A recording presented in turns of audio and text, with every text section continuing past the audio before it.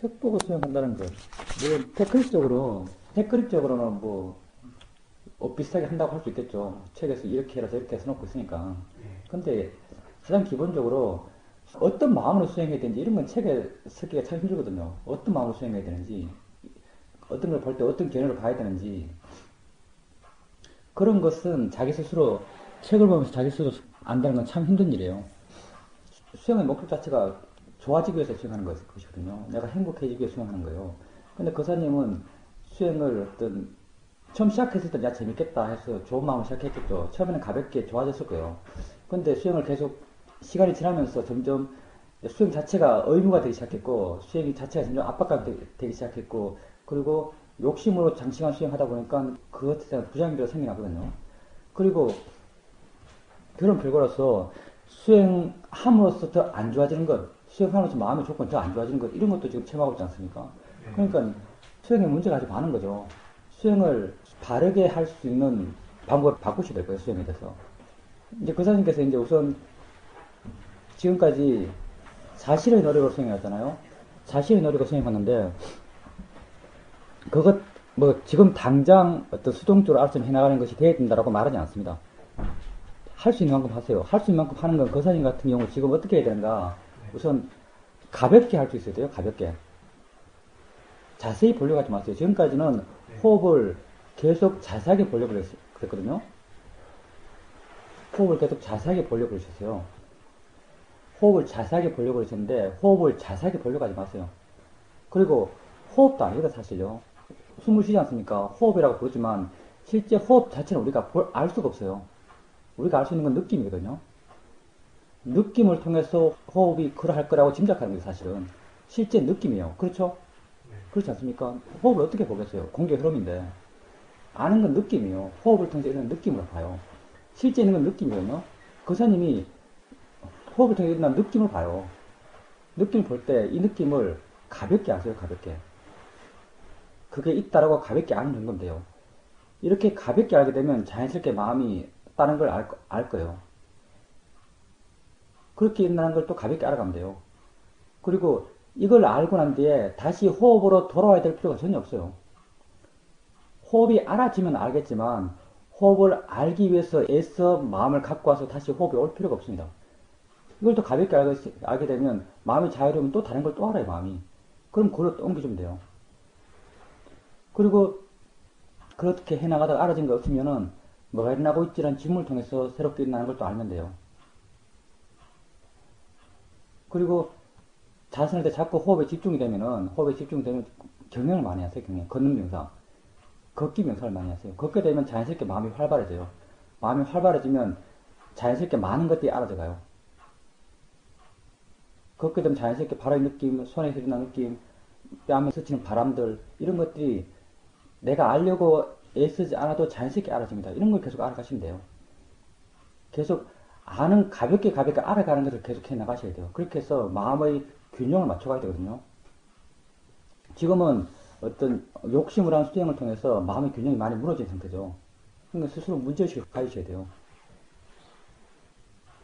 가장 올바르게 마음의 균형을 회복하는 방법은 내버려 두는 거예요. 마음이 자기 할 일 하도록 내버려 두는 거예요. 마음은 가만히 있으면 자기 할 일 해요. 지금 또 거사님은 안 보려고 해도 보고 있고 안 들으려고 해도 듣고 있어요. 다 마음이 하고 있거든요. 그냥 가볍게 그런 것을 하고 있다고 알아주면 돼요. 가볍게. 다음에 느끼면 느낀다고 알고, 보면 본다고 알고, 들으면 듣는다고 알고, 가볍게 알아가면 돼요. 대상을 가볍게 알아가는 것, 이게 조금씩 능숙해지면은 마음의 균형이 맞아져 가요. 수행에 점점 내가 개입하지 않게 되고, 점점 마음이 밝아지고 깨끗해져 가요. 거사님은 지금 에이스 수행했던 그런 과정을 통해서 마음은 점점 침체됐을 거예요. 점점 좀 어두워지고, 좀, 뭐랄까요. 마음의 힘은 좀 커질지 모르겠지만, 마음이 활짝 끼어있고, 밝고, 깨끗하다는 느낌은 잘 안 들어요. 다 욕심을 해서 그렇거든요. 그러니까, 이게 가볍게 알아가는 것에 익숙해져 가셔야 됩니다. 그리고, 거사님 같은 경우는 대상을 자세하게 보려고 그랬었죠. 대상을 자세하게 봐왔던 그런 패턴이 익숙하기 때문에, 지금 또 대상을 보면 대상을 자세하게 봐요. 그리고 대상을 언제나 집착해서 봐왔어요. 집착했다는 걸 어떻게 알 수 있냐면 지금 또 한 대상에서 다른 대상을 옮길 때 마음이 한 대상으로부터 잘 안 떨어져요. 그런 걸 느낄 겁니다. 좀 끈적하다는 느낌. 그게 대상에 대해 집착해서 봤던 마음의 성질이죠. 끈적해요. 잘 안 떨어져 이게. 대상에 대해서 자세하게 볼 필요가 없다는 걸 우선 이해하셔야 되고 그냥 그런 게 있다라고 가볍게 알아주면 돼요. 거기까지 가서 알 필요도 없어요. 그런 게 있다라고 알면 돼요. 생각하는 것은 맨 처음 시작할 때는 그렇게 해도 좋아요. 근데 그게 바람직하지 않습니다. 우리 마음은 무한히 빨라요. 무한 속도예요. 그렇게 뭐 느끼는구나, 생각하는구나, 보는구나라고 이렇게 생각해 주는 것. 맨 처음에 그렇게 생각함을 통해서 자연스럽게 알아차림이 되는 어떤 그런 식으로 수행을 맨 처음 시작할 수 있습니다. 근데 익숙해지면 이렇게 하려도 할 수가 없어요. 워낙 빠르기 때문에. 그게 있으면 있다고 하는 정도로 하면 충분해요. 근데 맨 처음 시작할 땐 그렇게 보는구나, 듣는구나, 느끼는구나라고 이렇게 단순하게 가볍게 말해주는 것. 그것도 처음에는 그렇게 시작하셔도 좋습니다. 우선 그렇게 해보십시오. 걸을 때는 어떠세요? 걸을 때는 좀 자유롭게 대상들을 알아갑니까? 걸을 때는 이제 마음을 내 자신에게 향하게 하는 것이 필요해요. 그때는 스스로에게 질문해 보세요. 뭐가 일어나고 있지? 이런 질문들. 대상으로 같은 마음을 자기 자신을 향하게 해줄 필요가 있어요. 뭐가 일어나고 있지? 이렇게 자기 자신에 대해서 관심을 갖게. 그런 질문 한번 해보세요. 그럴 때는. 우선 기본적인 질문의 용도는요. 마음의 힘이 약해졌을 때 그렇게 하는 거예요. 근데 이제 그렇게 대상으로 마음이 강하게 갈 때, 대상으로 마음이 강하게 갈 때도 대상과 좀 떨어지기 위해서 그런 질문을 할 필요가 있어요. 하는 게 좀 유용할 수가 있습니다. 거사님께서 자기 마음의 상태를 이렇게 객관적으로 보면은 거사님은 혼자 수행하면서 열심히 하신 것 같아요. 그 불안함이란 것도 다 욕심이거든요. 욕심 때문에 불안한 거예요. 그렇게 해서 어떤 집착하는 마음이 아주 강해졌고 그러면서 마음의 밸런스가 많이 무너졌거든요. 근데 좀 시간이 걸릴 겁니다. 그렇지만 마음의 균형을 이루어야 돼요. 그게 점점 심해지면 점점 안 좋은 상태로 나아가요. 아침에 말했지만 수영을 한다고 해서 반드시 좋은 마음이 생기는 게 아니에요. 수영을 그릇되게 했을 때 수행하지 않은 것보다 더 못한 것, 그런 경우도 충분히 있을 수 있습니다. 그리고 이렇게 수행 안 하는 것보다 못한 경우가 생기는 원인은 단 한 가지예요. 거의 대부분이. 욕심으로 인한 과도한 노력이에요. 욕심으로 인한 과도한 노력으로 내 마음의 밸런스를 잊어버리는 거예요. 그리고 점점 거기 빠져가는 거죠. 나중에는 헤어나지 못해요. 그러니까 지금 우선 그렇게 가볍게 알아가는 것, 거기에 그렇게 해보십시오. 가볍게 알아가 보십시오. 그렇게 해보세요. 그럼 점점 마음이 좀 깨어날 겁니다. 밝아져 가고. 예, 그렇게 해보세요. 예, 또 하실 분 하십시오. 인터뷰도 뭐 별것 아니고요. 이렇게 하고 있다, 뭐 모르겠다, 이 뭐냐, 이렇게 말하고 질문하고 같이 이야기하고 이렇게 하면 됩니다. 보살님 같은 경우는 오늘 아침에 오셨지 않습니까? 네. 수영을 해보셨나요? 어떤 수영을 언제 해보셨나요? 예, 화두 수영 하셨나요? 네. 네, 좋습니다. 화두 수영도 수영이죠. 우리가 여기서 하고 있는 수영하고 많이 다르죠, 사실은. 네. 우리가 하고 있는 게 위파사나 수영이고요. 네. 위파사나 수영 하는 목적은 두 분 같이 오셨죠? 네. 상태도 비슷하실 거고. 보살님 같은 경우는 오늘 6시에 따로 오시죠, 이쪽으로. 따라와서 네. 기본적으로 수영을 어떻게 하고 왜 이렇게 하는지 거기에 대해서 이야기를 잠깐 해봅시다. 네. 아니요, 바꿔야 되는 것이 아니고 설명하는 거 들어보고 그냥 그건 보살님이 판단하시는 문제죠. 거사님께서는 수행을 어떻게 해보셨나요? 처음 해보십니까? 좋습니다. 거사님께서는 기본적으로 이 수행을 어떻게 하는지 아직 이해하지 못하시거든요.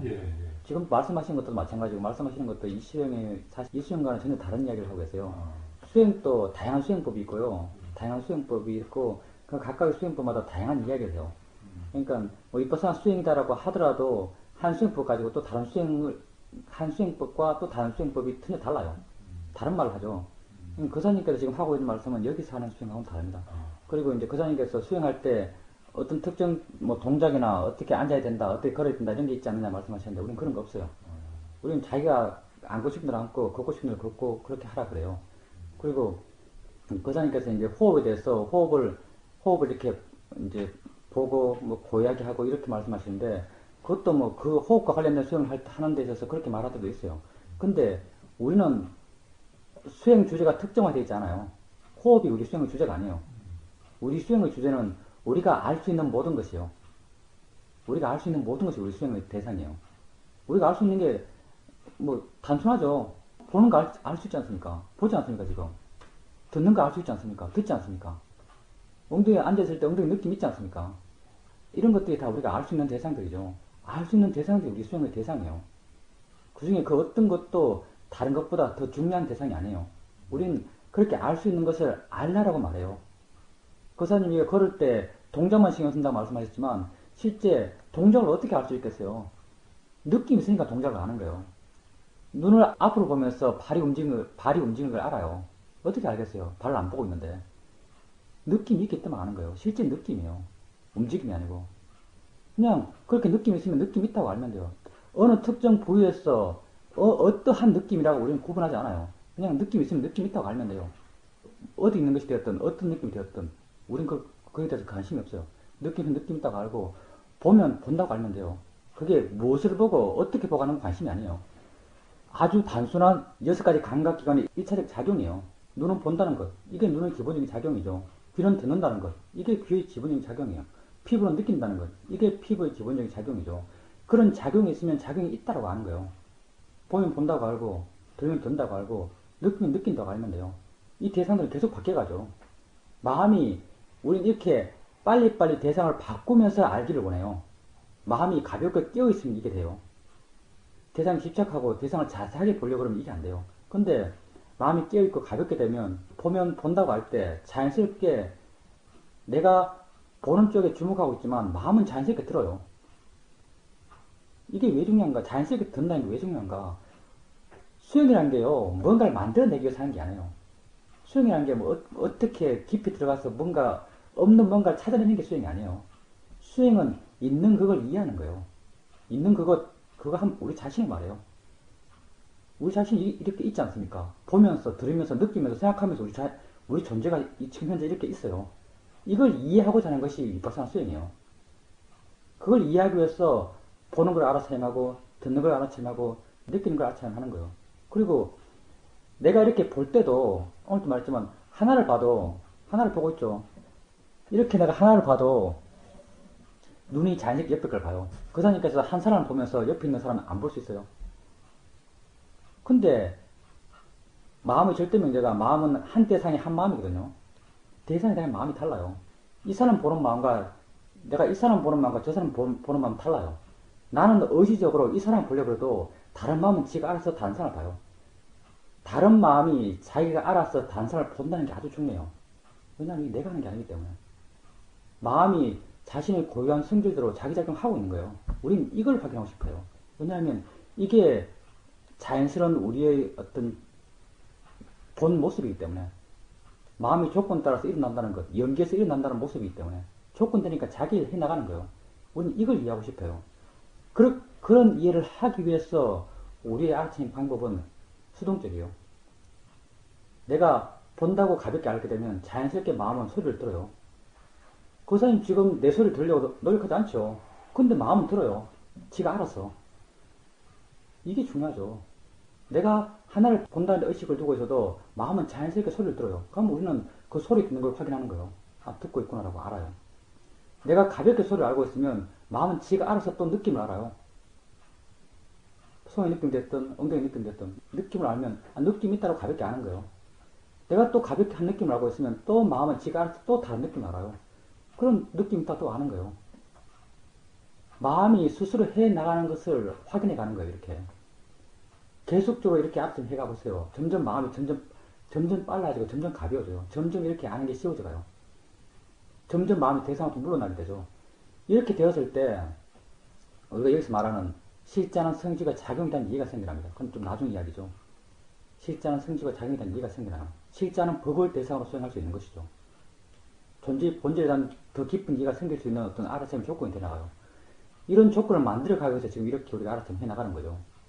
일어나는 대상을 뭐가 되었든 어느 자세가 되었든 심지어는 이렇게 말하면서까지도 말하면서 알아차림할 수 있거든요. 생각하면서 알아차림할 수 있는데요. 말하면서도 알아차림할 수 있습니다. 이렇게 말하면서도 실제 나에게서 일어나는 것을 나는 알면서 말할 수 있어요. 왜냐하면 실제 그게 일어나고 있으니까. 실제 내 자신에게 일어나고 있는 것을 관찰해가면서 이해가는 거, 그게 우리 수행이에요. 그러니까 특정 자세, 특정 어떤 패턴의 동작 같은 건 있을 수가 없죠. 자기가 어떤 자세, 어떤 상황 속에서도 나에게서 일어나는 것들은 멈추질 않아요. 보고 듣고 느끼고 생각하고 맡고 냄새 맡는 것은 한순간도 멈춰있지 않습니다. 중요한 건 무엇을 봐야 되는가, 어떤 동작 상황 속에서 봐야 되는가 중요한 것이 아니고, 어떻게 봐야 되는가 중요해요. 어떻게 봐야 되는가? 바른 견해로 봐야 돼요. 그래서 우리는 이렇게 일어나는 것을 자연의 이치다. 내가 하는 것이 아니라 지가 하는 거다. 이런 의미거든요. 안 보려고 해도 봐야 되고, 안 들으려고 해도 들어야 돼요. 자연의 이치다란 바른 견해 그걸 보라고 하는 거예요. 그리고 알아주는 것이 대상이다. 단지 대상이다. 좋아하고 싫어할 것이 아니다. 자연의 이치다. 대상이란 바른 견해 갖고 이렇게 일어나는 것을 알아서 하라고 말해요. 나 자신을 이해하기 위해서. 수행이란 게, 애썼어, 힘썼어, 무엇을 어느 상태로 만들고, 그것을 뭔가, 보통의 내 상태에서는 알지 못하는 무언가를 발견하는 게 아니에요, 수행은. 항상 그렇게 살지만은, 우리가 실제로 이해하지 못한 것을 이해하고 사는 거예요. 항상 보지만, 우리 사실 보는 게 뭔지 몰라요. 항상 듣고 살지만, 듣는 게 뭔지 몰라요. 내가, 물론 모른다고 하는 것도 수준 차이가 엄청 많이 나죠. 내가 일생을 통해서 보는 걸 계속 알아차림 해나가고 듣는 걸 계속 알아차림 해나가면서 본다는 게 뭔지 듣는다는 게 뭔지 많이 이해했어요. 내가 이렇게 내가 알고 있는 듣는 것과 본다는 것에 대한 어떤 이해, 지혜와 거사님이 이해한 것은 많이 달라요. 수준이 많이 달라요. 사실 아는 것이 완전히 아는 게 아니에요. 그런 걸 이해하기 위해서 수행하는 거예요. 왜 그런 걸 이해해야 되는가? 우리 고통이 거기서 생겼기 때문에 보는 걸 통해서 고통이 생겨났고, 듣는 걸 통해서 고통이 생겨났고, 생각을 통해서 고통이 생겨났기 때문에, 고통의 원인이 거기 있기 때문에 그걸 우리는 이해하고 자요. 이해함을 통해서 그걸 해결하고 자는 거예요. 그래서 우리는 그걸 알아차림 하라고 하는 거죠. 그리고 그런 이해를 가지고 해서 어떤 바른 알아차림 상태가 가볍게 대상을 놓아가면서 알아가는 것. 그렇게 되었을 때 그런 이해가 생길 수 있습니다. 그래서 이런 패턴의 알아차림을 해 나가는 겁니다. 느껴지는 대로 느낌 있다라고 알면 돼요. 놓쳤으면 어디 갔겠어요? 딴 데 어디 갔어요. 예. 생각이 빠졌거나, 느낌 많았거나, 소리 들었거나, 예. 소리 듣는 것, 그것도 호흡하는 것만큼 중요한 거예요. 호흡을 통해서 느낌 많은 것만큼 중요한 거예요. 소리 있으면 소리 아세요. 그게 내 존재의 한 부분이에요. 생각하면 생각한다고 아세요. 그게 내 존재의 한 부분이에요. 무엇도 다른 무엇보다 중요하지 않아요. 내게 알아지는 모든 것은 내 수행의 대상이에요.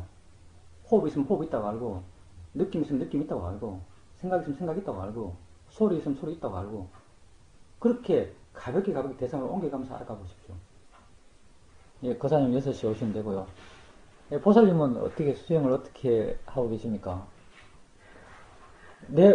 혹시 본 적 있나요? 네, 반갑습니다. 근데 감기 걸려서 원래 평소 목소리가 달라요.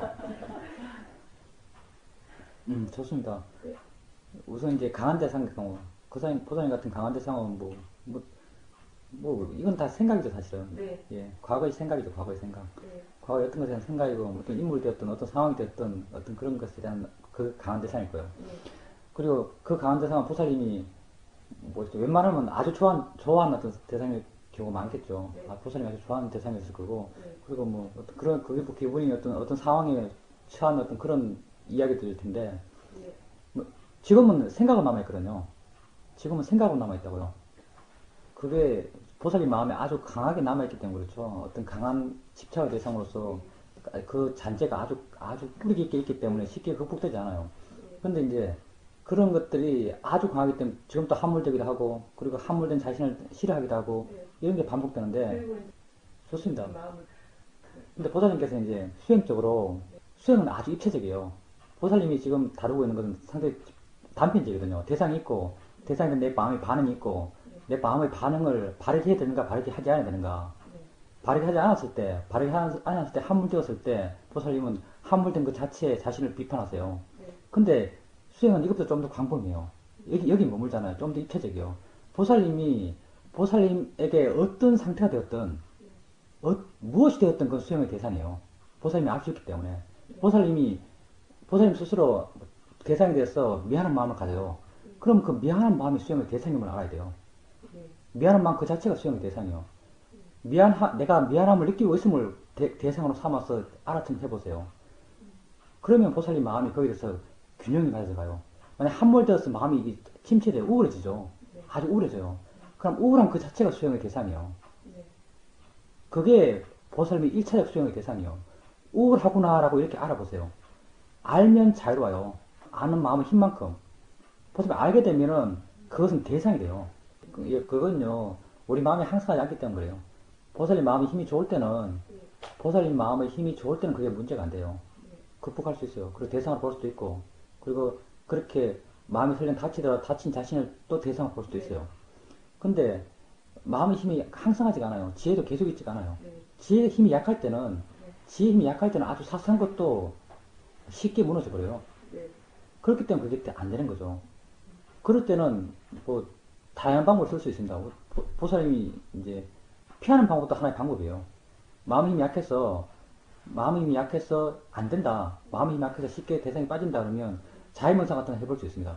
내가 행복하기를, 내가 고통이 없기를, 상대가 행복하기를 계속 이렇게 그 어떤 상황에 매몰되지 마시고 그 상황을 어떻게 극복할지에 대한 생각을 해주셔야 돼요.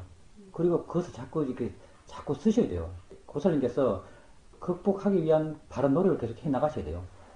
그렇게 했을 때 상황은 조금씩 좋아져 갈 겁니다. 조금씩 그것이 의미가 약해져 갈 거예요. 할 수 있는 만큼 해보세요. 좋습니다. 물론 이제 그게 워낙 괴롭기 때문에 그런 마음이 없었으면 좋겠다. 이런 마음도 충분히 가질 수 있을 텐데 그것 또한 바른 마음은 아니라는 걸 아셔야 돼요. 우리는 어떤 상태를 바꾸기 위해서 하는 게 아니에요. 있는 걸 없어지기를 원하지 않아요. 우리가 하고자 하는 건요, 있는 것으로부터 자유롭고자 하는 거예요. 그런 생각이 안 일어나길 원하잖아요. 생각이 일어나라고 하고, 우린 그 생각으로부터 자유롭고자 하는 거예요. 생각을 단지 생각으로 이해하면 자유로울 수 있어요. 만약 그것도 내 삶의 한 소중한 한 기억이겠죠. 어떻게 아프더라도 그건 내 삶의 많은 시간 내일에 영향을 주는 한 단편일 거예요. 그게 기억에 사라지는 것도 사실 그렇게 바람직하지 않아요. 좋습니다. 근데 우선 우리가 다 완전하지 않아요. 우리가 완벽하게 어떤 성의 경지에 있는 것도 아니에요. 가장 중요한 것은 현재 보살님이 처한 그 상황에서 현재 보살님 상황이 보살님 자신의 모습이거든요. 자신의 모습에서 보살님은 바르게 하려고 하셔야 돼요. 바르게 살려고 하셔야 돼요. 중요한 건 지금 현재 그것을 내가 극복했는가, 극복하지 않았는가 이게 아니에요. 내가 그것을 바르게 바라보려고 노력했는가, 바른 삶을 살려고 노력했는가 이게 중요하거든요. 지금 현재 내가 바르려고 한다는 게 가장 중요한 거예요. 보살님이 보살님에게 있는 것, 보살님이 일어나는 그런 아픈 기억들, 아프다가 보살님이 정리하고 있는 기억이거든요. 그 기억이 났을 때 보살님이 바르게 보려는 노력을 멈추지 마세요. 그게 가장 중요합니다. 바르게 보려고 한다는 것은 이건 자연 이치지, 생각일 뿐이지 라고 실제를 실제 그대로 봐나가려는 노력이에요. 이런 노력을 한다는 그게 가장 중요한 거예요. 그리고 그런 노력을 해 나가면서 자연스럽게 어떤 보살님 마음에 이해가 생겨나고 생각에 대한 이해, 어떤 그런 상황에 대한 이해, 이런 이해가 생겨나면서 조금씩 그 문제가 조금씩 문제가 안 될 거예요. 그것이 설령 있더라도 보살님을 괴롭힐 수 있는 요인이 힘이 점점 약해져 갈 겁니다. 그게 바로 바르게 살리는 노력이죠. 자기를 바르게 보려는 노력이 바로 바르게 살리는 노력이에요. 우리 수행에서는 바른 견해를 갖고 보는 것, 그게 바르게 보는 거예요. 자연 이치다고 생각하시고, 대상이라고 생각하시고. 자연 이치다, 대상이라는 것은 수행을 맨 처음 시작한 사람에게 주는 어떤 단추 같은 거예요. 수행을 해 나가시다가 보살님이 그런 생각을 바라보면서 보살님 자신 스스로 이해를 해왔을 거예요. 그게 생각이란 것, 이런 이해도 하셨을 거고, 뭐 어떻게 봐야 된다는 자기 자신을 이해도 했을 거예요. 그러면 그런 이해가 또한 그런 이해의 시각으로 보는 것 또한 바른 견해를 보는 거예요.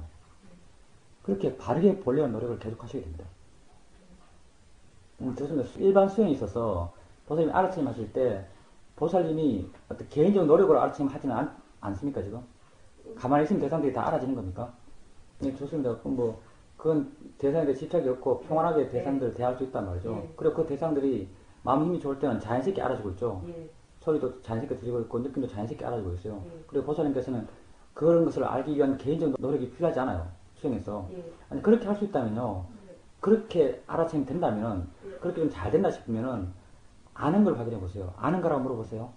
물어보십니까? 아는가라는 질문. 예, 좋습니다. 그런 경우요. 이제 보살님께서 이제 보통 사람들이 강하게 반응한 대상들, 뭐 시끄러운 차소리, 네. 뭐 역겨운 냄새, 보통 사람들의 경우 이런 냄새에 대해서 마음이 반응하잖아요. 네.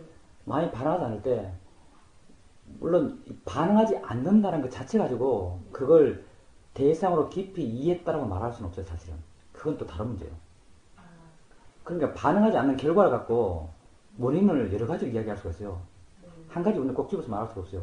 거기에서 분할 사람도 있을 수 있어요. 그리고 뭐랄까 이게 그냥 내 것 아니지 이런 이해를 갖고 반응하지 않을 수도 있어요. 이랬나 저랬나 무슨 상관이야 이런 마음도 가질 수가 있죠. 근데 이제 우리가 수행에서 반응하지 않는 것은요. 네. 우리 수행에서 반응하지 않는 것은 그게 대상이다라는 이해가 있을 때 반응하잖아요. 대상이다. 내게 알아지는 것이다. 그게 꽃의 향기로운 냄새가 되었든 오물의 역겨운 냄새가 되었든 이 두 가지는 실제 똑같다. 근데 그게 이제 보살님 말씀한 대상이다.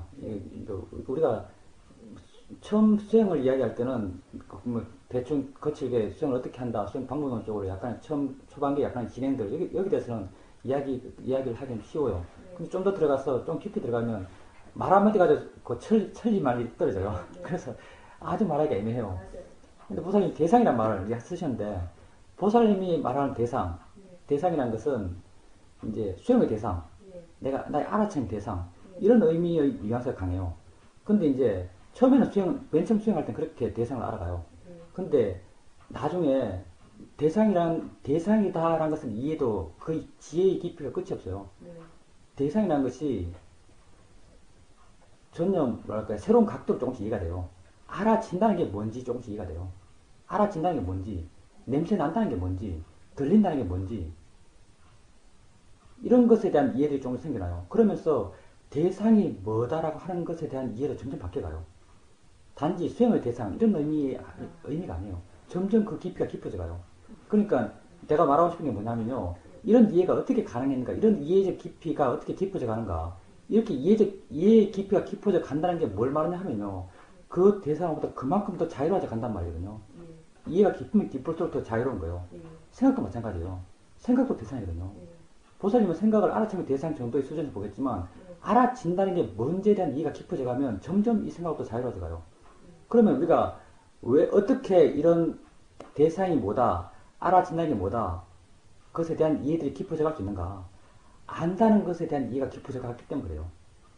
안다는 것을 깊이 이해했기 때문에 안다는 게 뭔지 점점 내면적으로 이해해 갔기 때문에 자연스럽게 그 반대편에 있는 것, 알아진다는 것이 뭔지를 이해해 간 거예요. 우리가 10년철을 하고 10년철을 통해서 내 자신을 이해해 가는데 10년철 수행은 먼저 이해하고자 하는 것이 마음이에요. 네. 그래서 내가 보살님께 말씀드린 게 자연스럽게 대상들이 알아질 때, 자연스럽게 대상들이 알아질 때 아는가라는 걸 확인하는 거예요. 아는가람으로써 안다는 게 마음이 이해되는지 확인해 보세요. 대상을 구분하고 있든 구분하지 않든 중요하지 않습니다. 대상을 뭐 하나 하든 두 개 하든 세 개 하든 이거 중요하지 않아요. 무수하게 알아야 되는 것도 아니에요. 보살님이 두 개 이상의 대상을 알 수 있다면, 두 개 이상의 대상을 안다면 벌써 그 각각의 대상에 대해서 내가 그렇게 찾고 있지 않아요. 예. 이렇게 알 수 있을 때, 그 마음이 활발하다 싶을 때 예. 아는가를 물어보세요. 사유적으로 아는 게 아니에요. 사유적으로 당연히 대상이 알아주고 있으니까 내가 알고 있죠. 이건 사유적 결과예요. 네. 이걸 요구하지 않아요. 예. 근데 우리가 요구하는 것은 직관적으로 내가 아는구나 라고 내가 이해하고 있는지, 예. 아는구나 라고 내 스스로 수긍이 되는지 이걸 확인하고 싶어요. 만약 그게 수긍이 된다면 그때야 아는 마음을 안다라고 말할 수 있어요. 아는 마음의 작용을 안다라고 말할 수 있어요. 그리고 이렇게 알았을 때 실제하는 법을 대상으로 수행할 수 있다라고 말해요. 아는 작용은 실제하는 법이거든요. 그게 어떤 모양이 있는 것도 아니고 어떤 색깔이 있는 것도 아니고 어디 있는 것도 아니에요. 오직 순수하게 그 작용만 존재해요. 우리 이걸 법이라 그래요. 예. 지 고유한 성질대로 지 고유한 작용을 하는 거예요. 그렇기 때문에 우리 존재의 진실을 이해하는 것, 법을 대상으로 수행했을 때 가능한 이야기예요. 그렇기 때문에 아는 마음을 아는 게 중요해요. 그래서 보살님께서 이렇게 자연스럽게 대상자에 알아질 때, 마음 힘이 좋을 때, 아는가라고, 아니, 단순해요. 그냥 어떤 목적 의식을 가질 필요가 없어요. 그냥 아는가라고 자기 자신에게 순수하게 질문해 보세요. 마음에 안다는 수긍의 느낌이 생기는지. 만약 수긍의 느낌이 생긴다면 자주자주 물어보세요. 자주자주 묻게 되면 보살님께서 안다는 게 뭔지 점점 이해해 나갈 거예요. 보살님이 안다는 게 뭔지 계속적으로 확인함을 통해서 점점 이해해 나가게 되면 자연스럽게 다른 마음을 또 이해해요. 보살님 생각을 이야기하셨는데 실제 보살님이 아까 말씀하신 고통스러운 생각, 그 생각으로부터 보살님 그렇게 자유롭지 못해요. 왜냐하면 이야기를 통해서 들어보면 보살님이 이해가 없기 때문에 그래요. 보살님은 마음이 뭔지 모르세요. 마음이 뭔지 깊은 이해가 없어요.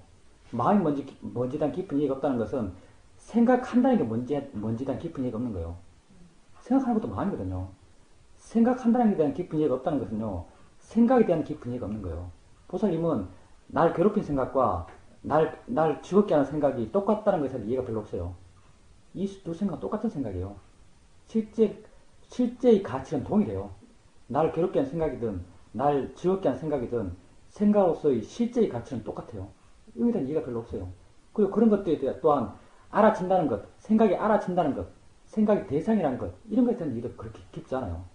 그러니까 결론적으로 말해서 보살님은 내가 보기에는요, 휘두를 때뿐 아니라 그 보살님은 생각에 대해 워낙 괴로웠기 때문에 생각에 대해 생각을 많이 했고 생각에 대해서 생각을 많이 해서 생각에 대한 나름의 이해가 있는 것 같아요. 그런 이해를 통해서 생각의 문제를 조금씩 나름의 방법으로 해결해 오셨던 것 같아요. 근데 그런 게 지금 보살님 말씀을 통해서 보면은 그게 어떤 실제에 대한 이해, 윗바사나적 지혜를 통해서 해결한 건 아닌 것 같아요. 우선 보살님이 마음에 대한 이해가 그렇게 깊지 않아요. 마음에 대한 이해가 없다면 생각에 대한 이해를 할 수가 없어요. 아니, 생각에 대해서 내가 생각을 놓을 수 있는가, 놓을 수 없는가, 이거 가지고 측정할 수 있는 게 아니에요. 보살님이 똑같아요, 아까랑 보살님이 역겨운 냄새를 맡아도 쉽게 참을 수 있다. 그냥 쉽게 반응하지 않을 수 있다. 반응하지 않을 수 있다. 이걸 갖고 냄새에 대한 이해가 있다라고 말할 수 없는 거예요. 좋습니다. 그것 또한 더 깊은 이해가 필요해요. 더 깊은 이해가 필요하고, 더 깊은 이해가 생기기 위해서는 가장 기본적인 마음의 작용에 대한 이해가 있어야 돼요. 안다는 작용. 그게 마음의 기본이에요. 가장 기본적인 마음의 작용이고, 항상 있는 마음의 작용이에요. 이것에 대한 이해가 깊어졌을 때, 자연스럽게 다른 모든 마음에 대한 이해가 깊어져 가요.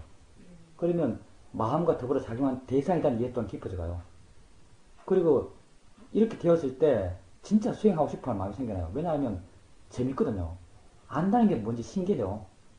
예, 그렇습니다. 그 당시에 어떤 지혜가 있었기 때문에 그래요. 예, 보살님 그때 이해는, 뭐랄까요, 좀 약간은 관념적인 이해. 관념적인 이해를 통해서 그때 당시에 문제를 해결한 것 같아요. 근데 이제 또 상황이 바뀌어서 새로운 이해가 형성되면은 또 안 되죠. 그러니까 실제에 대한 이해를 해야 돼요. 실제에 대한 이해. 실제는 변할 수가 없어요. 생각한다는 것, 마음이 생각한다, 이건 변할 수가 없는 거예요. 이런 것에 대한 이해를 하셔야 돼요. 항상 변할 수 없는 영원한 것, 그건 법이라고 그러죠. 법에 대한 이해를 하셔야 돼요. 그리고 그 출발점이 안다는 걸 이해하는 거예요. 아는 마음의 적을 이해하는 거예요. 그러니까 안다는 걸 이해가 보세요.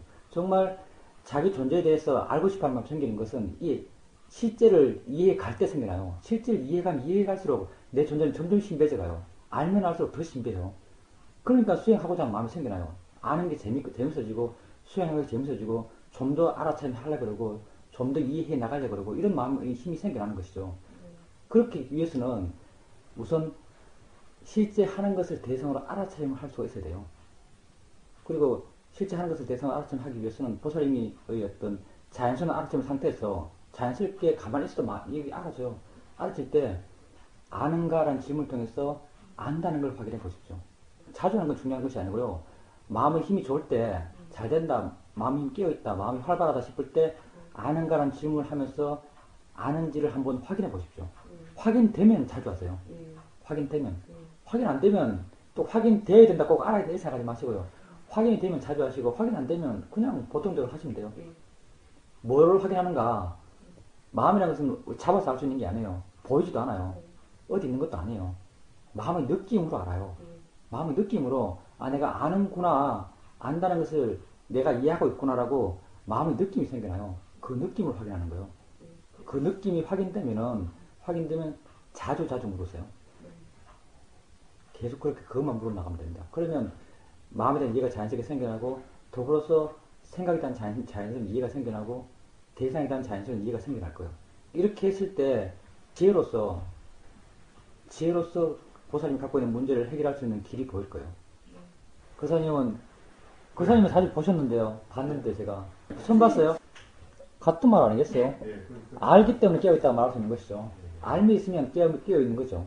좋습니다. 뭐 정답은 없겠죠. 정답은 없는데, 우선적으로 이제 가까운 사람 돼서 화가 좀 많이 난다고 하셨는데, 그럴 수밖에 없어요. 화는 왜 나는가 하면요, 우리 마음에 뭔가 정해진 게 있기 때문에 화가 나요. 이 사람은 마땅히 이래야 된다.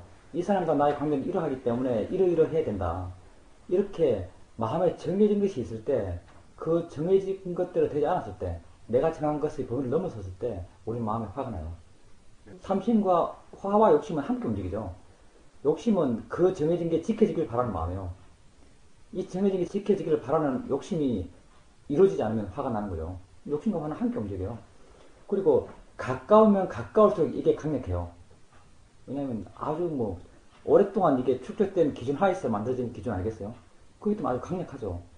우리가 그런 기준에 대한 믿음이 강하면 강할수록 강하게 반발해요. 그러니까 화가 아주 강하게 나는 거죠. 여기 있는 사람들은 그런 기준이 없죠. 모르는 사람인데 뭐 기준이 있겠어요. 뭐 이렇게 하든 저렇게 하든 별 관심이 없어요. 그럼 화가 날 일이 없죠. 그러면 이제 우리는 기준이 있어요. 우리 마음에. 그 화가 날 수밖에 없어요. 화가 안 나는 걸 기대할 수는 없어요. 화가 났을 때 어떻게 해야 되는가? 우선 화를 아셔야죠. 그건 수행을 계속 해오셨으면 쉽게 할 수 있을 거예요. 화가 났다 화가 났는 거 아는 것. 근데 이제 화가 난다는 걸 아는 것까지로는 해결이 안 되거든요. 알아차림이라는 것은 힘이 별로 없어요. 알아차림은 단지 아는 것이죠. 알아차림을 통해서 뭔가 이해가 생겼을 때 그 이해가 그 문제를 해결할 수가 있어요. 화가 뭔지에 대한 이해. 그리고 화가 날 때부터 어떤 사람과 대화할 때 만약에 그 사람에게 알아차린 마음이 있으면은 화가 한꺼번에 커지지 않아요. 그 사람과 이야기할 때요. 처음에 그 사람 어떤 말 그게 내 마음 딱 걸려요. 내가 정해놓은 것과 뭔가 그릇된 방향으로 나아가는 낌새를 느껴요. 그때부터 벌써 마음은 화낼 준비를 하고 있어요. 딱 준비가 됐죠, 화낼 준비가. 그리고 계속적으로 이 마음의 화가 이렇게 화의 마음이 있으면은 그다음부터 마음은 그 사람의 말, 그 사람 행동들을 이 화의 시각으로 보기 시작해요. 그럼 계속 화가 드날 수 있는 어떤 해석들을 해나가게 되고, 그 어떤 화가 드날 수 있도록 그걸 내가 받아들이게 돼요. 점점 화가 커질 수 있는 방향으로 내 어떤 마음의 전개돼 나가는 거죠. 그 스님이 그런 상황 속에서 알아차림이 아주 좀 자기 자신에 대한 관심이 크고 마음이 항상 내 안에 있고 알아차림 힘이 좋다면 그 어떤 첫 반응부터 알아차림할 수 있습니다. 마음이 이렇게 걸렸을 때 마음이 이렇게 하는구나 라고 알아차림할 수 있고 그 상황을 객관적으로 볼 수 있으면은 자기가 어떤 자신의 어떤 판단들 그게 과연 합당한지 얼마나 자의적인지 이런 것에 대한 판단을 할 수가 있어요. 이런 어떤 자신의 반응이 그렇게 합당하지 않아요. 내가 태우는 기준들이거든요. 내 기준에 맞춰서 상대를 계속 재단해 나가려고 그래요. 그리고 이렇게 어떤 그런 처음 마음의 반응이 합당하지 않음을 알게 되면 그다음부터 화로 나아가려고 했던 마음의 에너지들이 약해져 가요. 이렇게 문제를 조금씩 해결할 수 있는 힘을 길러가야 돼요. 이렇게 되었을 때 문제를 조금씩 해결해 나갈 수 있는 거죠. 이런 힘들을 계속 길러가야 돼요. 그리고 계속적으로 이렇게 해도 또 안 되면 또 화내죠. 화내고 난 뒤에 또 화낸 걸 알고 또 화내고 난 뒤에 마음의 상태들 또 봐봐요. 또 후회도 하고 그러지 말아야 되는 생각도 하고 이렇게 해나가요. 이렇게 계속 해나감으로써 화에 대한 이해를 계속 해나가요. 그러면은 점점 화를 능숙하게 볼 수 있어요. 그리고 화가 났을 때 어떤 마음을 가져야 하는지에 대해서 스스로 알아요. 지금까지 그 이전에는 화가 났을 때 화가 가는 길을 그냥 따라서만 갔어요. 지금까지는. 그러면은 이렇게 화에 대해서 이해가 깊어지면은 화가 났을 때 어떤 식으로 내 마음을 진행시켜 나가야 되는지를 이해해요. 어떻게 봐야 되는지. 어떻게 그 상황을 바르게 바꿔 나가야 되는지 이해가 조금씩 생겨나요. 그렇게 조금씩 조금씩 문제를 해결해 나가는 거예요. 그리고 만약 그 사람께서 이제 이렇게 가까운 사람이 돼서 가까운 사람이 그럴때게 하고 있고 뭐 사고 있고 우왕좌왕하고 이럴 때 그 사람 자신의 삶과 그 사람들의 삶을 어떻게 매치시킬 것인가, 조화롭게 할 것인가, 이런 말씀을 하신 것 같은데, 기본적으로 그 사님은 그 사님 자신에 충실해야 돼요. 그건 기본이에요. 그 사님 삶의 이익 때문에 충실한 것이 아니고요. 어떤 뭐 사회적 내지는 재산적 이익에 충실한 게 아니고 그 사람의 삶 자체에 충실하셔야 돼요. 그 사람 삶에 충실하다는 것은요, 그 사람이 자기 자신에 관심을 갖고 자기를 이해가고 자기를 알아가는 삶을 사셔야 돼요. 이렇게 내가 나에 관심을 갖고 내 자신을 알아가게 되면 자연스럽게 내 마음은 내 안에 있어요. 그리고 이렇게 내가 내 자신을 바르게 보게 되면 나에 대한 집착이 약해져요. 나를 바르게 보게 되면 나에 대한 집착이 약해져요. 나에 대한 집착이 약해지면 타인에 대한 집착도 약해져요. 나에 대한 집착이 강하면 강할수록 타인에 대한 집착도 강해요. 타인에 대한 집착도 약해져요.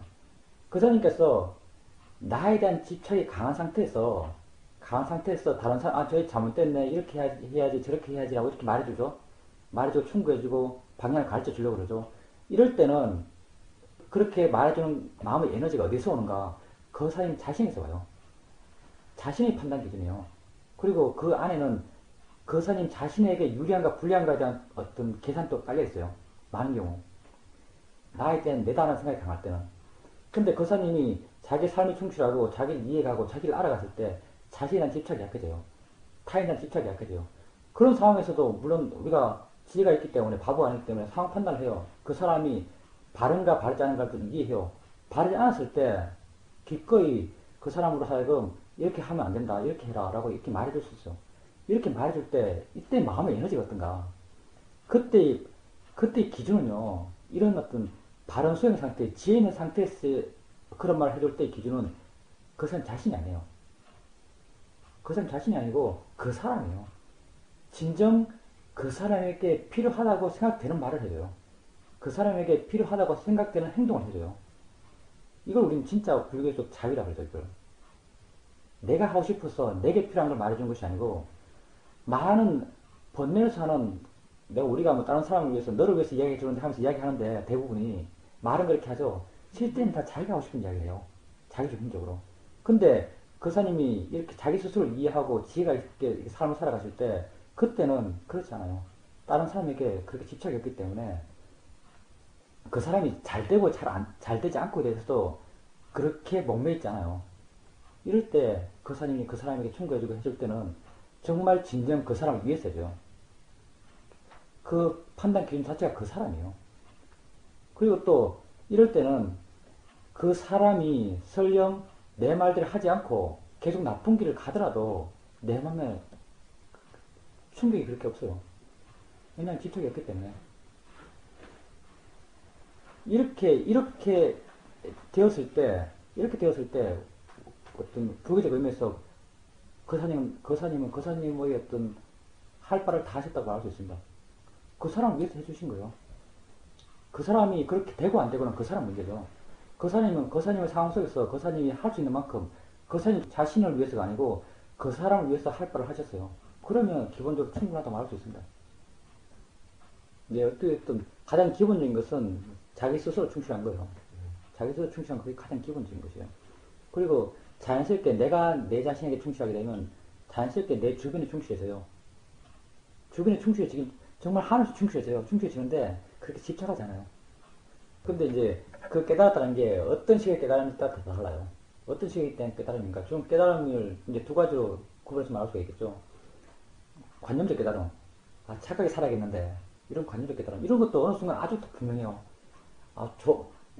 바른 마음을 써야 되는데 라고 깨달았어요. 이런 깨달음이 있을 수 있겠죠.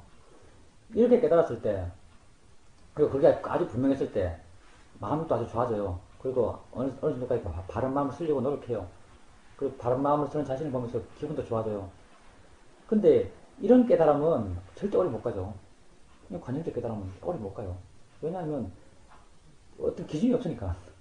이 깨달음이 의지할 바가 별로 없어요. 그렇기 때문에 쉽게 사라져버려요. 다음에 다 사실 깨울 수도 없어요. 다음에 말해도 바른 마음을 써야지, 마음을 잘 써야지 라고 이렇게 말해줘봐야 그런 깨달음이 진짜 살아났잖아요. 이런 깨달음은 아주 쉽게 사라지죠. 근데 이제 수행적 깨달음은 좀 달라요. 왜냐하면 수행적 깨달음은 알아차림과 더불어 개발됐어요. 그리고 수행적 깨달음의 대상들은 항상 있는 것이에요. 보는 것, 듣는 것, 느끼는 것, 생각하는 것, 맛보는 것, 냄새 맡는 것, 언제나 있는 것이에요. 우리는 이런 걸 봐나가면서 본다는 게 뭔지, 든다는 게 뭔지, 화가 뭔지, 욕심이 뭔지, 이걸 이해가요. 이런 깨달음이 있을 때, 이런 깨달음은 잘 사라지지가 않아요. 왜냐하면, 또 보게 되거든요. 또 화를 보고, 또 욕심을 보고, 또 본다는 걸 알고, 또 든다는 걸 알아요.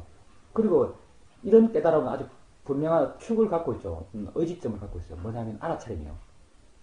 알아차림과 함께 개발됐어요. 다음에 아는 것을 또 알아차림해요. 그러면 자연스럽게 이런 깨달음이 다시 살아나요. 다음에 또 화를 봐요. 화를 또 알아차림해요. 그러면 화에 대한 이해, 깨달음이 다시 살아나요. 이런 깨달음들은 계속적으로 반복해서 점점 힘이 좋아져 가요.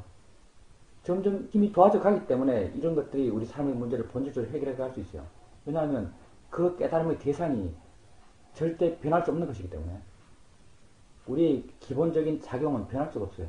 본다는 것, 듣는다는 것, 느낀다는 것, 이건 변할 수가 없는 거예요. 그러니까 이런 깨달음은 힘이 쉽게 사라지지 않아요. 수행을 계속 한다면 사라질 수가 없어요. 반복적으로 체험해야 되기 때문에. 좋습니다. 보살님께서는 알아차면 그렇게 하시면 되시고요. 안다는 걸 확인해 가보십시오. 그걸 기본적으로 하셔야 됩니다. 안다는 것. 아는 거를 모르면서 아는 마음을 확인해 보십시오. 그게 확인돼가면 점점 자주 그것만 물어보세요. 그러면 새로운 수행의 방향이 생겨날 겁니다. 그리고 그렇게 실제에 대해서 접근해 나가게 되면 많이 안다는 생각을 할 수가 없어요. 많이 안다는 생각을 할 수가 없어요. 정말 아무것도 몰랐다고 스스로 알아요. 내가 안다고 생각했던 것이 다 헛개비 같은 거예요, 사실은. 안다고 나 믿어왔던 것들. 보살님 하십시오. 살 수가 없는 책인데요, 보살님. 예, 알겠습니다. 나중에 인터뷰 끝나고 써드릴게요. 인터뷰 끝나고 써드릴게요. 수영에 대해서 하실 말씀 없으신가요? 하여튼, 예, 그렇게 계속 알아차림 하고 계시죠? 계속 알아차림 그렇게 해 가십시오. 정견은 바르게 보는 게 정견이죠. 정견은 그렇게 일어나는 게 보살님이 하는 것이 아니고 자연스럽게 스스로 일어나는 것이다라고 아는 것. 예, 좋습니다. 사라지는 건 사실 중요한 게 아니고요, 보살님. 우선 보살님께서 말하는 번뇌. 이게 번뇌가 아니고요. 번뇌가 아니라 생각이에요, 생각. 생각과 번뇌는 달라요. 생각이라는 것은 우리 마음에서 어떤 내용을 갖고 어떤 뭐 인물이나 영상을 갖고 말과 영상으로 이루어진 어떤 내용들이죠, 줄거리. 이게 생각이에요. 이 생각이고, 번뇌라는 것은 이 생각을 일으키는 마음의 에너지죠. 욕심으로 이런 생각이 있을 수도 있고, 화로서 이런 생각이 있을 수도 있죠. 화난 마음으로 생각할 수도 있고, 욕심의 마음으로 생각할 수도 있지 않습니까? 그러면 욕심과 화가 번뇌고요. 욕심과 화가 번뇌가 되고, 이야기들, 줄거리, 이건 생각이죠. 보살님께서 알아차림 하실 때 번뇌다라고 알아차림하게 되는 것이 아니고 생각이다라고 알아차림하셔야 돼요. 이게 생각이에요, 생각. 예, 좋습니다. 그렇게 짜증스러운 게 바른 견해가 아니에요. 그게 정견이 없는 거예요. 그렇게 지가 자연히 이치로 일어난 것이다 라고 생각하고 보는 것. 이게 바른 견해 있게 보는 거예요. 그게 없어지길 바라지 않아요. 일어나면 그냥 일어나면 아는 거예요. 우리는 그게 없어지길 바라는 것이 아니고 그걸 이해하길 바래요. 생각이다라고 이해하길 바래요. 대상이다라고 이해하길 바라는 거예요. 그러니까 생각이 나면 생각한다라고 이렇게 알면 돼요. 우리가 이건 대상이지, 이건 자연의 이치지 라고 바른 견해를 일으켜주는 거예요. 뭐 소리가 있으면 또 소리지라고 이렇게 알면 돼요. 느낌이 있으면 느낌이지라고 이렇게 알면 돼요. 뭐 자연의 이치지, 대상이라고 알아주면 돼요. 그러니까 문제를 해결해야죠. 수십 년 지났는데 지금도 생각하면 괴롭고 그렇지 않습니까? 지금도 화가 나고 그렇지 않습니까? 수십 년 지났는데 그 사람 벌써 죽고 없는 사람도 있는데 지금도 괴로우니까 이거 문제가 되죠. 앞으로도 괴로울 거 아닙니까? 그러니까 문제를 해결해야죠. 좋습니다. 보살님께서 가장 기본적으로 생각에서 알아야 될 게 뭐냐? 보살님께서 기본적으로 생각에 알아야 될 것은 생각이 좋다 싫다라는 걸 판단하지 마세요. 이건 좋은 생각, 이건 싫은 생각, 이건 화낼 생각, 이런 판단을 하지 마세요. 싫은 생각이 일어나기 싫다라고. 그러니까 그런 판단을 하려고 하지 마세요. 단지 생각일 뿐이에요. 단지 생각일 뿐이다라고 아셔야 돼요. 그렇게 봤을 때 바르게 보는 거예요. 단지 생각일 뿐이에요. 그리고 싫은 마음이 일어나면 싫은 마음이 있다라고 아세요. 그것 또한 대상이거든요. 싫어하는 마음이 있다면, 싫어하는 마음이 있네. 라고 이렇게 아시면 돼요. 그리고 생각에 대해서는 단지 생각일 뿐이다라고 아셔야 돼요. 이 생각이 되었든, 저 생각이 되었든, 좋은 생각이 되었든, 나쁜 생각이 되었든, 단지 생각일 뿐이에요. 그런 바른견을 갖고 알아침할 수 있어야 됩니다. 그렇게 되었을 때, 생각부터 이렇게 자유로울 수 있는 거예요. 그러니까 그렇게 하는 게 의도적으로 보살님이 애써가지고 이건 아무것도 아니야, 무슨 이건 화낼 생각 아니야, 이건 즐거워할 생각 아니야, 이렇게 보살님이 의도적으로 하려고 하지 마시고요. 보살님은 바른 견해만 일으켜 주려고 하세요. 자연의 이치야. 많이 들었죠? 자연의 이치야. 대상이야. 이런 말만 해주면 돼요. 이런 생각만 해주면 돼요. 생각을 보면서 이건 자연의 이치지, 이건 대상이지 라고 이렇게 바른 견해만 일으켜주면 충분해요. 그렇게 생각을 보시면 됩니다. 생각이 났을 때도 이건 자연의 이치지라고 알아채마시고, 보살님이 하는 것이 아니고 지가 조건 따라서 하는 거예요. 그렇게 알아채마시면 됩니다. 복잡하게 하지 마세요. 그냥 자연의 이치지라고 알아채면 돼요. 소리도 자연의 이치지, 느낌도 자연의 이치지, 생각도 자연의 이치지라고 바른 견해 일으키면서 알아채마시면 됩니다. 알아채면 할 수 있는 만큼 알아채면 하세요. 바른 견해 일으켜주면서 알아채마시면 됩니다. 네, 안녕하세요, 선생님. 좋습니다. 예, 우선 수동적인 알아차림. 이것도 수영이 깊이 들어가면 모든 게 다 미세해져요. 수동적인 알아차림, 당연히 수동적인 알아차림 하죠. 근데 맨 처음 시작할 때 수동적으로 알아차림 하라 그래요. 대상을 가볍게 보라 그러고, 물러나다 보라 그러고, 알리하지 않아도 알아듣는 상태를 하라고요. 그렇게 말을 해요. 그래서 이제, 알리하지 않아도 자연스럽게 대상들이 알아져요. 이렇게 됐을 때 이제, 수동적으로 알아차림 한다. 우리가 원하는 알아차림 상태다. 이렇게 말을 해요. 근데 여기는 이제, 여기까지는 알아차림에 국한된 이야기거든요. 알아차림에 국한된 이야기예요. 그때 이것에 이제 지나가면 조금씩 달라져요. 사실은 뭐가 달라지냐. 이렇게 지나가면 이제 그다음부터는 아는 걸 말하 그러죠. 아는 마음을 알라 그래요. 그러니까 아는 가라 물어보면서 아는 마음을 체크하라 그러지 않습니까? 그게 체크되면 점점 안다는 걸 자꾸 확인하라 그래요. 그러면 안다는 게 점점 마음에 좀 안다는 것은 이해가 깊어져 가요. 이해가 깊어져 가면요, 새로운 게 나타나요. 지혜가 나타나거든요. 지혜는 아주 활발해요. 안다는 걸 물었을 때, 이게 대상들이 자연스럽게 알아질 때, 아는가라고 물었을 때, 안다는 게 마음에 수긍되는지, 마음이 이해가 되는지, 이해가 되었을 때, 아는 마음을 안다라고 말해요. 이해가 되었을 때.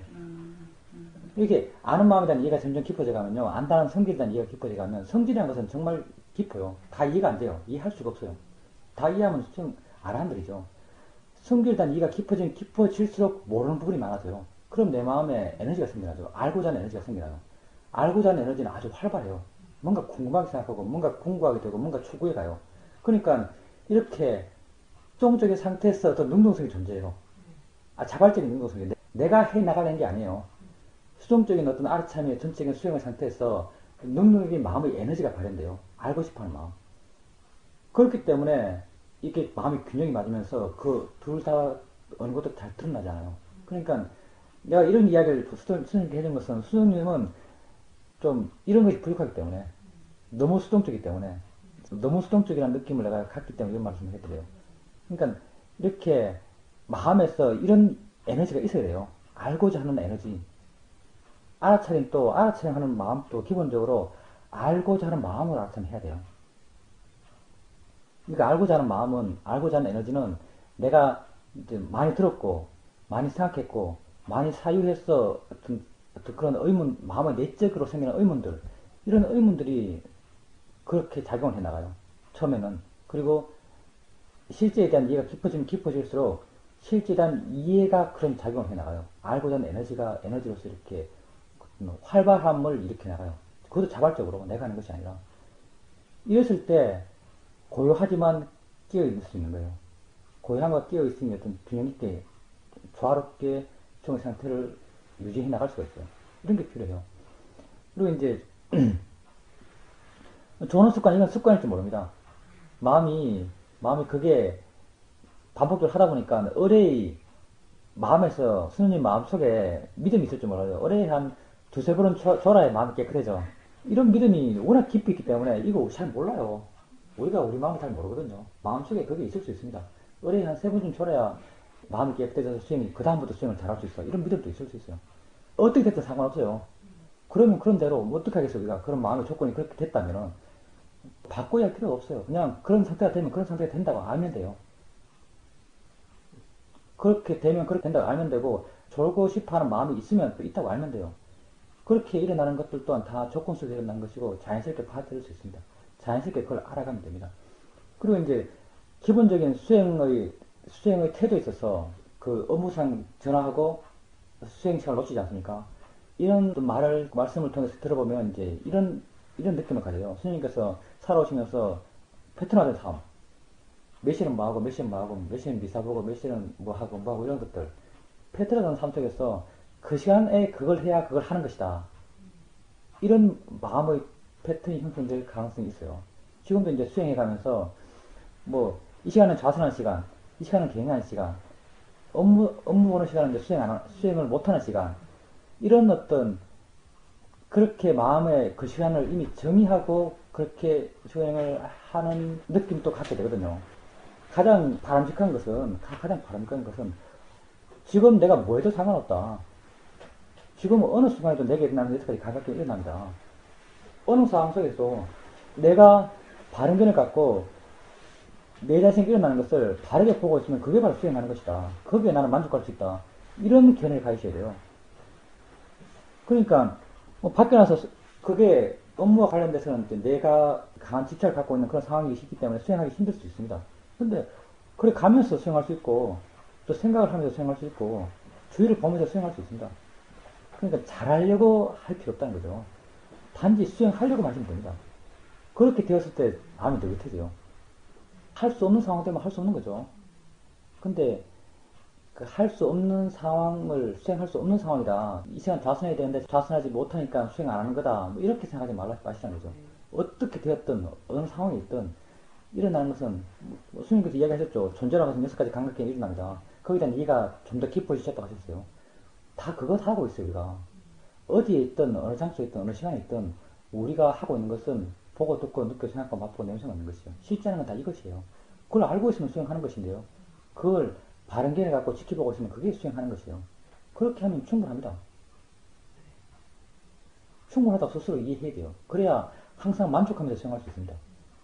이렇게 해야 수행하는 것이다 정해놓으면 불만족이 많이 생겨나요. 그렇게 하지 않으면 수행 안 하는 것이 되어버리기 때문에. 예, 그거 충분히 그럴 수 있습니다. 예, 충분히 그럴 수 있습니다. 내 마음에 정해진 것대로 하려고 하는 그런 마음의 욕심이 충분히 있을 수 있습니다. 하여튼 좀 더 자유롭게 수행하십시오. 좀 더 자유롭게 수행하고 좀 활발해지셔야 돼요. 너무 너무 약간 침체돼 있고 약간은 너무 뭐랄까요 활발하다는 그런 느낌이 스님에게는 잘 받기 힘들거든요. 이제 좋습니다. 무슨 말인지 알겠는데요. 그것도 사실 아까 지금까지 이야기한 것 계속 인랑성사인데 그런 이해도 실제를 이해한 것, 어떤 법을 이해한 것보다는 관념적 이해예요. 생각은 관념이다. 생각은 관념이라는 것을 아주 어떤 강한 방품학으로 사용하고 있는 것이죠. 근데 생각은 관념이라는 것은 어떤 이해 하에서 파생된 이해인가, 뭐랄까요. 이것보다 더 본질적인 이해는 뭔가, 생각하는 것이 마음이라는 이해예요. 생각하는 것이 마음이다. 마음의 작용이다. 어떤 작용적 측면 이해했을 때 이것이 분명해져요. 관념은 관념이다. 실제를 이해했을 때 관념이 관념이 되는 거예요. 근데 보살님은 실제에 대한 이해보다는 생각은 관념이다는 명제, 이걸 아주 강하게 붙이고 있는 거예요. 이걸 무기로 해서 생각을 대체하는 거죠. 그러니까 아주 베이스가 약한 무기죠, 사실은요. 마음의 작용한 걸 이해하셔야 돼요. 이게 실제에 대한 이해시고, 이게 기본이에요. 그러니까, 그리고 마음의 작용이라는 이해가 생기기 위해서, 좀 더 본질적인, 그보다 더 쉬운, 알기 쉽고 이해하기 쉬운 마음의 작용, 그게 아는 작용이라는 거죠. 그렇기 때문에 우리가 아는 마음을 가장 먼저 이해해 가려고 그래요. 아는가라고 물어보면서. 관념적 이해를 강화시켜 왔던 거죠. 이런 관념적 이해는 실제에 대한 이해가 있을 때 부가적으로 오는 이해들이에요. 부가적으로 오는 이해들이에요. 이 자체는 힘이 약해요. 이것만 있다면 힘이 약해요. 실제를 이해했을 때 자연스럽게 부가적으로 오는 지혜들이죠. 실제를 먼저 이해하셔야 돼요. 실제는 작용과 성질이에요. 작용과 성질이 실제예요. 그러니까 어떤 생각이 있을 때 생각의 내용, 이건 관념이죠. 언어로 되지 않습니까? 미국 사람이 영어로 생각하고 우리는 한글로 생각하거든요. 실제가 아니란 말이죠. 다르게 생각하니까. 같은 내용도. 이건 관념이에요. 그러면 관념은 어떻게 가능했는가? 뭔가 실제가 있었기 때문에 관념이 가능했어요. 그때의 실제는 마음이 생각한다는 거예요. 생각하는 마음의 성질, 이게 실제죠. 관념과 실제를 한번 구분해 봅시다. 이게 있어요. 이런 모양이에요. 이런 색깔이에요. 이런 형태죠. 이런 형태, 이런 모양, 이건 관념이에요. 이런 형태, 이런 색깔은 관념이죠. 분명히 관념이죠, 이거. 우리 해석한 것이요. 우리 정보를 갖고 이렇게 해석했어요. 그런데 이 해석이 하늘에서 뚝 떨어진 게 아니에요. 뭔가 실제로 뭔가 일어났기 때문에 우리 눈에 보이지 않고 우리에게 인식되지 않고 잡히지 않지만 느낌처럼 잡아서 알 수도 없지만 뭔가 있었기 때문에 이런 관념화가 가능했어요. 이런 모양으로 이런 형태로 우리가 관념화시킬 수 있어요. 그럼 뭐가 있었기 때문에 가능했는가? 뭔가 왔기 때문에 가능해요. 이걸 우리는 보이는 작용이라 말하죠. 뭔가 보였기 때문에 이런 관념화가 가능했던 거예요. 이걸 보이는 작용, 이걸 작용이라 그래요. 이걸 실제라 그래요. 실제로는 이 공간 속에서 어떤 움직임이 존재했어요. 어떤 에너지의 파장이 되었던 뭔가 움직였겠죠. 이걸 우리가 이름 붙여서 보이는 작용 이렇게 말해요. 대상의 작용, 보이는 작용 이렇게 부르는 거죠. 보이는 작용과 함께 또 보는 작용이 함께 있었어요. 보이는 작용, 보는 작용이 실제고 이런 실제의 작용을 통해서 우리가 이런 관념화가 가능한 것이죠. 그래서 관념을 통해서 실제를 이해가는 것이요. 실제를 이해했을 때 실제는 실제를 알고 관념은 관념을 아는 거예요. 생각에도 똑같아요. 생각에 있어서도 실제는 어떤 마음의 작용이에요. 생각한다는 마음의 작용이죠. 그 실제의 결과로 나타나는 것이 생각의 내용들이죠. 생각의 내용이 단지 내용일 뿐이라고 깊이 이해하기 위해서는 생각하는 것이 마음이라는 이해가 있어야 돼요. 실제를 이해했을 때 관념은 또 관념대로 이해하는 것이고 실제의 이해가 있는 상태에서 관념을 알았을 때 관념에 대해서 우리 마음이 반응하잖아요. 관념은 관념을 아니까. 실제를 이해했을 때 이 실제는 수많은 관념을 일으켜요.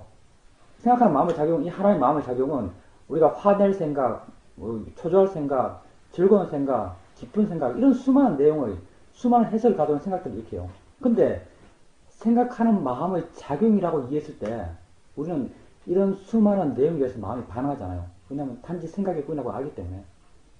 똑같죠. 보는 것도 마찬가지예요. 내 마음이라고 하면 벌써 마음에 대한 이해가, 내 마음이라고 한다면 마음에 대한 이해가 약한 거예요. 마음에 대한 이해가 약하기 때문에 당연히 반응하는 거죠. 보이는 것도 마찬가지예요. 보는 것도 실제는 보이는 성질이에요. 보이는 성질이라는 실제에 대한 이해가 있으면 그게 보이는 게 초하고 아름답고 더럽고 한 것에 대해서 마음이 반응하지 않아요. 단지 그걸 뿐이라고 이해하기 때문에. 그러기 위해서 실제란 말을 많이 쓴 거예요. 생각에 있어서는 생각하는 마음의 작용, 이게 이해가 돼야 돼요. 예, 그렇게 말할 수도 있습니다. 예, 그렇게 말할 수도 있습니다. 대상을 분명히 이해하면 대상과 더불어 작용하는 마음도 또 이해를 해요. 근데 이제 그거는 그때 마음의 상태가 아주 힘이 좋았을 때 순간적으로 있는 거죠. 근데 실제에 대한 이해가 점점 깊어지면요, 마음의 상태가 안 좋아도 그런 이해는 있어요. 실제를 계속 알아채면 하기 때문에 실제에 대한 이해는 사라지지가 않아요. 그냥 보살님이 먼저 이해해 나가야 될 것은 실제에 대한 이해들이에요. 아니요, 사띠까지는 안 되죠. 알아차림, 어떤 대상을 알아차리는 게 중요하죠. 맨 처음 보통의 알아차림 다 대상들 알아차림이에요. 소리 알아차림하고 느낌 알아차림하고 어떤 의식에 잡힌 걸 알아차림해요. 그렇지 않습니까? 의식에 잡힌 것을 알아차림하는 것, 그 잡힌 건 벌써 뭔가 벌써 해석된 것이에요. 우리는 실제를 알지 못해요. 우리는 관념 속에 살아요. 내가 안 것은 다 관념이에요. 그러니까 관념적인 것을 알아차림 계속 해봐야 실제는 아니에요, 이게 다. 우리는 실제를 이해하고 싶어 하죠. 그렇게 실제를 이해하고 싶어 하기 때문에 우리가 어떻게 알아차림하는가? 대상을 중요하게 생각 안 하죠. 그냥 이것도 알았다 저것도 알았다 막 바꿔가면서 알아가요. 자유롭게 바꿔가면서 알아가요. 이렇게 자유롭게 바꿔가면서 알아가다 보면 점점 마음이 대상으로부터 물러나요. 대상으로부터 물러나고 점점 가벼워져가요. 가벼워져가면 나중에는 가만히 있어도 대상들이 알아줘요. 가만히 있어도. 이렇게 알아져 갔을 때 아는가라고 물어보는 거예요. 아는가라고 물어봤을 때 아는구나라고 내 마음이 이해가 돼요. 마음이 힘이 좋을 때. 이렇게 이해가 되었을 때 실제를 알아채는 거예요. 실제는 인식되는 게 아니에요. 실제는 이해되는 것이에요. 법은 이해되는 것이거든요. 이렇게 이해되었을 때 법을 대상으로 알아채면 했다라고 말할 수 있어요. 그리고 이렇게 반복적으로 자꾸 아는가라고 물어보면서 아는 마음을 확인해 가다 보면 자연스럽게 아는 게 뭔지에 대한 이해가 생겨나요. 이게 실제에 대한 이해가 생겨나는 거예요. 실제에 대한 이해가 깊어지면 깊어질수록 다른 모든 실제에 대한 이해가 함께 깊어져요. 왜냐하면 보고 이치는 똑같기 때문에 이렇게 되었을 때 생각한다는 마음의 작용, 본다는 어떤 마음의 작용, 듣는다는 마음의 작용, 이런 작용들이 더불어서 함께 이해가 돼요. 이렇게 이해가 되면 또 자연스럽게 그 마음과 함께 작용한 대상을 또 이해해요. 보인다는 작용, 들린다는 작용, 느껴진다는 작용, 이렇게 대상을 함께 이해가요. 이렇게 마음과 대상을 함께 이해가면서 자기 존재를 전체적으로 이해해 나가는 거예요. 그렇기 때문에 이렇게 알아차림 해 나가는 거죠. 알아차림이 능숙해졌을 때 아는 마음을 아는 거 그게 아주 중요합니다. 우리 입장에서. 보살님은 따로 합시다. 다른 분들 시간이 오래돼가지고 마치겠습니다.